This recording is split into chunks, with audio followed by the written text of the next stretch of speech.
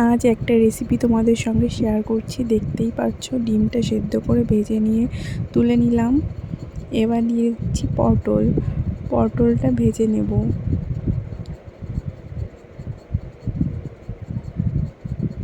এবার লবণটা দিয়ে দিচ্ছি, এবার হলুদটা দিয়ে দেব।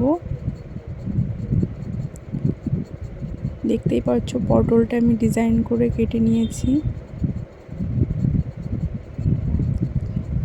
ভাজা হয়ে গেছে, এবার একটু তেল দিয়ে দিলাম, দিয়ে তেজপাতা শুকনো লঙ্কা ফোড়ন দিয়ে, এলাচ লবঙ্গ দারচিনি ফোড়ন দিয়ে, জিরে দিয়ে, পেঁয়াজ রসুন আদা দিয়ে দিলাম। নেড়ে চেড়ে এবার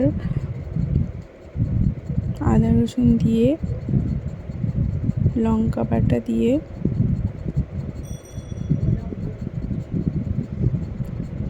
লবণ হলুদ লঙ্কার গুঁড়ি দিয়ে জল ঢেলে কষিয়ে নিলাম।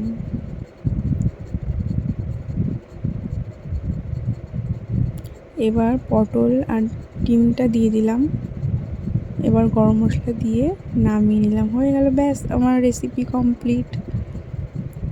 যদি তোমাদের ভালো লেগে থাকে লাইক শেয়ার করো। Thank you.